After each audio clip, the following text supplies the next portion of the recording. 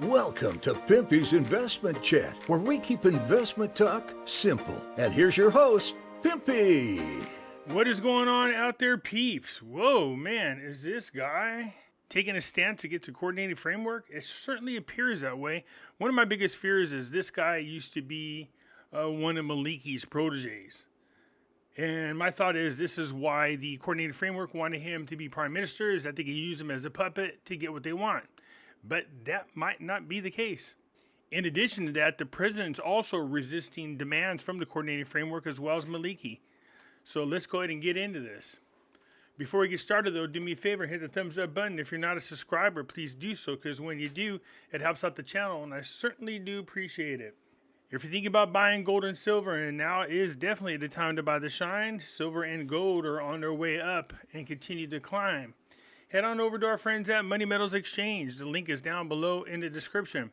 If you're a first-time buyer and you spend more than $100, use promo code Pimpy, P-I-M-P-Y, and you will get an additional half ounce of silver. So when I saw this article, I almost fell out of my seat. It said the Iraqi president refuses to accept Maliki as his deputy, and the Sudanese is keeping the security institutions away from the control of the militia. Now, remember, I was saying, don't be surprised if they don't try to find a way to make Maliki the vice president or the main deputy, because, he wants to get into power. He wants to be the big dog, and he's going to try to find a way to do it one way or another. If you remember his first go around, he tried to actually take control of Iraq altogether by making some real shiesty moves and removing those who resisted his power. He wanted to be the next Saddam Hussein. So Maliki is aware that this is his last go around, and it doesn't look quite yet like it's going the way he had planned. It says a deputy close to the former prime minister, al-Maliki, confirmed that Shiite forces insist on the inauguration of Maliki vice president of the republic. Gee, who didn't see that coming? Aliyah Nassef said that we insist on Maliki assuming the position of the first vice president despite the lack of opportunities to achieve this requirement. Well, they insist, is that right? Sources in the presidential box explain that the scarcity of opportunities Nassef talked about is the lack of desire from the Iraqi president, al-Rashid, to accept Maliki as his deputy, which makes the latter chances of obtaining the position difficult. Yeah, I hope so. We don't want that guy in any kind of position of power. I guess he thought they would just lie their way into control of the government, forming it with their people, and then getting what they wanted. And to be honest with you, I was pretty sure that's exactly what was going to happen.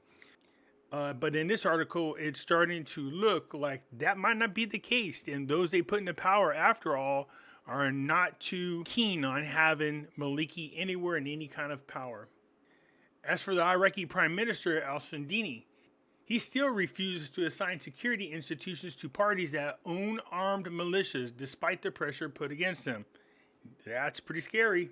Despite the insistence of Hezbollah brigades and the Asab al-Haq to obtain the position of the head of the intelligence services, so Hezbollah wants to be in control of Iraq's intelligence services.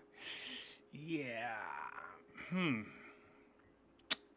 Sure. Next, they'll be asking for ISIS to be an important part of their government as well. The position remains unchanged and is still vacant after the dismissal of Judge Juhi from the presidency of the apparatus. Al-Sindini insisted that the Ministry of the Interior be far from the control of the parties. Very smart move.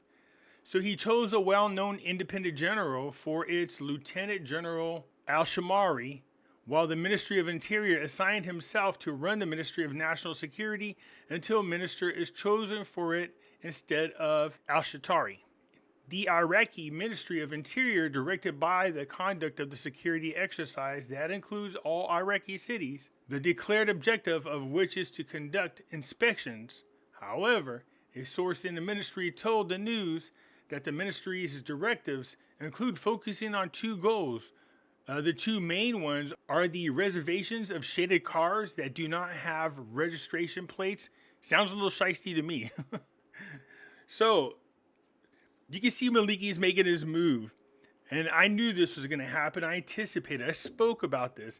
You know, he might not have been able to get the job of prime minister, but he thought, hey, I'm going to put my people in at the prime minister job and at the president job, and then have them assign me as vice president or one of the deputies. And then all of a sudden, something magically will go wrong with the person that is the president. Most likely they'll get Arkansas, or we're going to be told that they knew something about Hillary Clinton and end up dead. Either way, that would put Maliki as the president. Now, we know the prime minister is the one that actually runs the country, not the president. But it's not going to keep Maliki from taking control of the country away from the prime minister and Maliki to make the move that he wanted to all along. He knows he has the support and the backing of Iran, and as well as their brigade of military that kind of regulates everything over there in Iran. So far, it looks like they're resisting putting Maliki in any position of power. It's just not a good situation if they do that. Also, they're keeping the control of the security and intelligence away from militia groups, which is awesome, especially somebody like Hezbollah, who's a terrorist group. And then also, they want to definitely register cars that are shaded with no plates. I don't blame them. It says, according to the source, this type of car is owned by the armed factions, and it appears that the Ministry of Interior, and under the direction of the president of the Iraqi government, has drawn up a plan to paralyze the wheels of the militias that carries out assassination that are recorded against an unknown person. That's what you want to do. But what's to keep them from just, swapping somebody else's plates off there? Even so, it does lower the opportunities of assassination, I'm guessing. The security sources believe that clashes will occur between the security detachments of the Ministry of the Interior with some militia leaders who are riding usually shaded cars do not have registration plates, and these clashes may have been the beginning of the clash between the Sudanese and his allies' frame strength. So there you go. It looks like Maliki thought he could just hop, skip, and jump right into control of the country. I'm not saying that that's not going to happen. As a matter of fact, like I stated, I had anticipated that this would be the move that Maliki would make. So far, it seems like there's some level of resistance so far. We'll see if they can maintain that. Meanwhile, the Kurdistan government delegation to Baghdad next week. Now, we know that the Kurds could have made it hard for Maliki and his people to continue to try to form their government. They had to come up with some type of agreement in order for them to get their prime minister and their president chosen. I was anticipating that one of those agreements, they would settle the gas law and turn the oil control back over to Kurdistan and let them do what they wanted to do. Not that Kurdistan's relinquished it. The courts are having a fit because nothing has been done that the court has ordered between Kurdistan and Iraq as far as turning over control of the oil production and the oil sales and contracts that are being done over there in Kurdistan. So here we have a delegation that's coming over next week. Maliki can make all kinds of promises. I don't think he's the kind of man that would keep his promise, but I might be wrong. It said the chief of the cabinet of the prime minister of the region told the news a ministerial delegation under the guidance of the prime minister of the region, Barzani, is scheduled to be in Baghdad on Tuesday or Thursday during the week. The purpose of this visit is to discuss the set of rights that pertain to the Kurdish component agreed upon by the Kurdish party delegation with the Sunni and Shiite forces in Baghdad. So they are heading on over to try to get this oil situation squared away.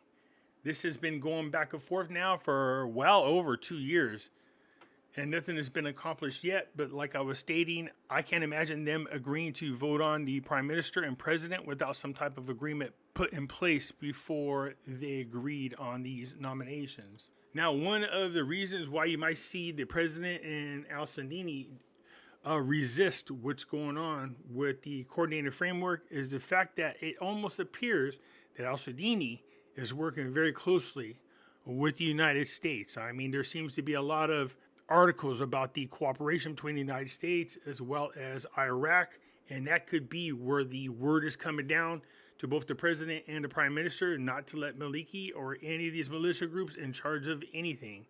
So does the United States have that type of influence? They must, because you heard what the ambassador said. We have an agenda for Iraq, which I think is crazy.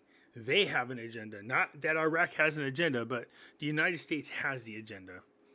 And I'm sure Iraq is going to agree with this. We saw what happened to Saudi Arabia, who's not agreeing with what the United States wants.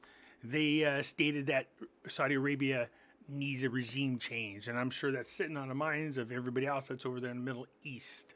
Does that mean they'll actually do it? I don't think so, but who knows? It just depends on what happens these midterms. Anyways, that's it for now, you guys. It's getting real interesting over there in Iraq. The fact that these people I thought for sure would do whatever it is that Maliki wanted seem to be resisting anything that Maliki wants. You guys let me know what you think. I look forward to your comments. I'll catch you later. I'm out.